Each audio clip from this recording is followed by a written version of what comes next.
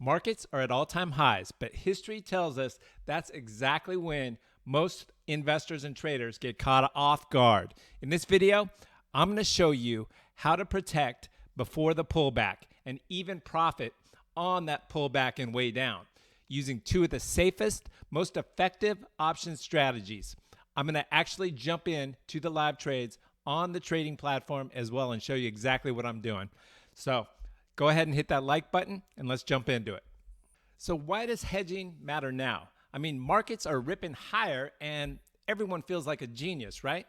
Well, every dip gets bought, every pullback recovers, and it's easy to think that risk management is optional. But the mindset is very dangerous because corrections don't give you time to react. By the time you feel the pain, it's already too late. Right now, we're at all-time highs across major indexes. That's not inherently bad, but it does mean that risk is elevated. Valuations are stretched, earnings expectations are high, and sentiment is leaning greedy. That's exactly the environment where even a small negative catalyst, a bad earnings season, a geopolitical shock, or a shift in interest rates can trigger a fast 10 or 20% drop. Smart money isn't waiting for that drop to happen. They're positioning now before it happens.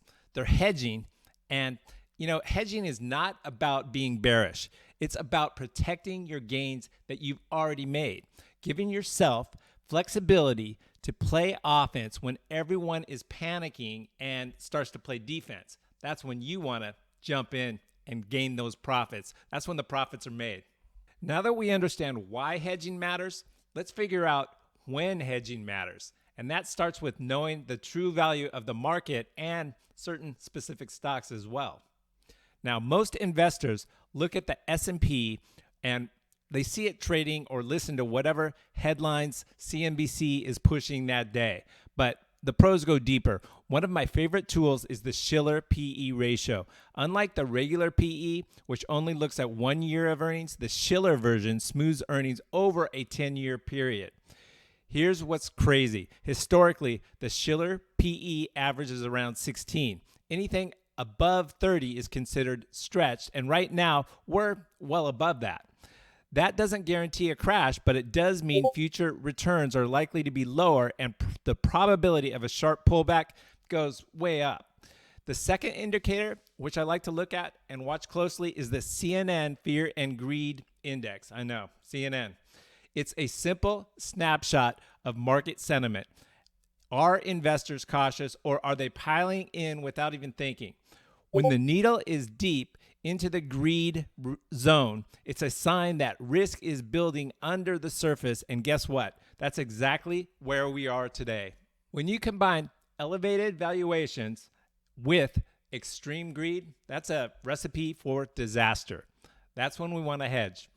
Now that we know that the market as a whole is overstretched and at all-time highs, and the fear and greed index is pretty high, then you know what we want to do? We want to understand exactly which stocks to bet on coming back and pulling back, and we want to profit on that on the way down. Now, these are going to be the stocks that are overhyped and overstretched, and their actual valuation doesn't make any sense. This is where I like to combine basic valuation metrics with a dose of common sense. Start by looking at forward PE ratios, price to sales multiples, and revenue growth versus market cap. If a company is growing revenue at 20% and its valuation has tripled in 6 months, that's a red flag. I also ask one simple question. If this company misses expectations by even a little bit, how far could the stock fall? Overhyped growth names, especially in emerging sectors like AI or quantum computing, often have the farthest to fall when reality does catch up, and it will. Right now, there are a handful of names that check every warning box: sky-high valuations, slowing growth, and extreme optimism priced in. I'm going to jump in and show you two live strategies on the trading platform. But first, let's talk about the two strategies real quick. All right. At a high level, a call credit spread is a bearish to neutral options trade. You're selling one call option as a certain strike price and buying another at a higher strike price. The result, you collect a credit upfront and your risk is capped because of the call that you bought. Here's why this is so powerful in overheated markets. You don't need the stock to crash to make money. It just has to go not much higher. That's perfect when valuations are stretched, but timing to the top is a little bit tricky. For example, let's say a stock is trading at $40 and it's near its all-time highs. Now, you don't think it's going to go much higher and it's kind of stalling out. So what can you do? You can sell a call at a $50 strike and then buy one at a $60 strike. So as long as it stays below that $50 strike, you collect premium up front. So as soon as you place the trade, you collect that premium and you keep it as long as it stays below that $50 strike price. So it can even move up or stay where it's at. It doesn't have to drop, and you collect that weekly or monthly income. So we'll show you how to do it here coming up. Now, the call credit spread pairs perfectly with this next strategy that's even a little bit more aggressive, and it's called the poor man's covered put. At its core, this trade works just like a traditional covered put, except instead of shorting 100 shares of stock, which ties up a lot of capital and carries unlimited risk to the upside, we're using a long-term in-the-money put option to replicate that position for a fraction of the cost. And here's how it works. You buy a deep in the money leap put with plenty of time until expiration. I usually like to go about a year out or 365 days to expiration. And then you sell a shorter dated out of the money put against it. Some people do weeklies. I like to do the regular monthly options that expire on the third Friday of every month. The long put acts like a synthetic short position, and the short put generates income that reduces your overall cost basis. The beauty of both of these setups is twofold. They're capital efficient and define risk. Let's jump into the trades on the platform. All right, guys, the first stock that we're going to look at is IONQ. This is a quantum computing stock. They generate quantum computer access, and they deal with some of the big companies. AWS is their customer. Microsoft, they work with Microsoft. But with the AI boom right now and large language models, IONQ is going to do well going forward, but it's been around for a long time, quantum computing in general, and they're not profitable yet. If we look right here at the financial summary, let's look at finances. You can see the quarterly.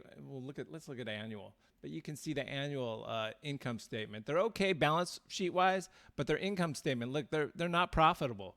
Their net income is negative and revenue small compared to their amount that they're losing. So if you look at the chart, here's the big reason why I'm going to hedge with IONQ right now. Is they're at the top end of the Bollinger Band, trading at 77 with the hype going on with quantum computing and AI right now, and the market up.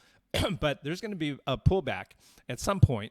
Don't know exactly when, but that's what I'm playing for. So I'm going to go to the trade page, table mode. I've already got some trades on, but I'm going to go to November. I like to go for selling call credit spreads about 45 days out to expiration. So we're going to open that up. Calls are on the left, puts are on the right. I'm going to sell. I'm going to go to the 80 right at the money, a little bit above. And then I'm going to click on the left here to bid to sell it. And then I'm going to buy the 90 right here for $3.20. So one option contract controls 100 shares of stock. So that's really times 100. So that's $320, $330 that we collect as soon as we place that trade. We can go to curve mode and you can see the profit zone. So we can even move up a little to that 80 strike. And you can see it's down 2% today, and we can be profitable. So I hit review and send and place that trade. And you know what? We didn't get filled. I'm going to just lower it and see where we get, so we get filled right away. Let's go down to $3. There we go. We got filled at $3. All right. The next one that I'm going to talk about, surprise, another quantum computing stock, because they're all high right now. So Rigetti, I've already got a poor man's covered put on, and this is a great trade. This one's actually unbelievable, one of my favorite trades right now. So we're going to open up, and same situation here. Look at the chart. Boom, 40. And if you look at the financials, I mean, they're negative. They're not profitable yet. So good long term, but way overvalued right now. There's going to be a pullback. So let's go to the trade page, table mode. I like to go out about 365 days. So we can either go 220 or 465.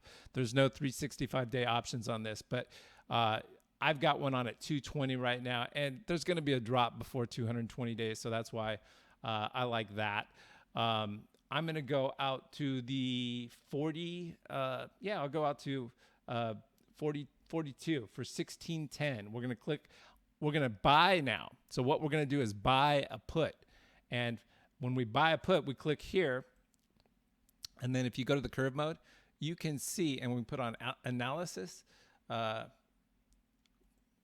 you can see just like shorting a stock, as the price goes down, our profit goes up. So we make $2,000 here. If it drops down, it's got to drop down pretty significantly. But here's the big reason that we're doing this, because there's going to be some pullback at some point from this high, and then that's going to make this put option more valuable. So we're going to make money on the put option on any down move. But even better than that, check this out. Go to table mode. We're going to close that up. So we're paying $16 times 100 shares is $1,600 that we're paying. $1,580 is the mid price. And then we're going to collect, though, watch this, for every month. We're going to open up the November shorter term 45-day to expiration. And I am going to buy I could go 35 and get a 27 delta. I think I'm going to do that. I'm going to collect $4.70 times 100. So almost $500, $470. So watch this price come down from $1,580 to $1,100 or so. So we're going to go right here, boom, $1,100. And we're going to place that trade, boom. We've got to adjust our price a little, and then we'll get filled. I'm going to move it up a little, pay a little bit more. There we go. Filled at 1104. At the end of the day, hedging isn't about trying to predict when the next crash or big pullback is going to happen. It's about protecting your gains that you already have and being ready when there is that next correction or market pullback of 10 or 20%. Remember to like and subscribe. Download the free options workshop in the link below, and check out the paid course if you want to level up your game. It's super competitively priced. It's cheap. And if you pick up one thing, which I'm sure you're going to pick up several, it's a great way to make up that money. You can make it up on one trade. So check that out. And if you buy that, when you buy that, leave comments. Let me know feedback, what you'd like to see next.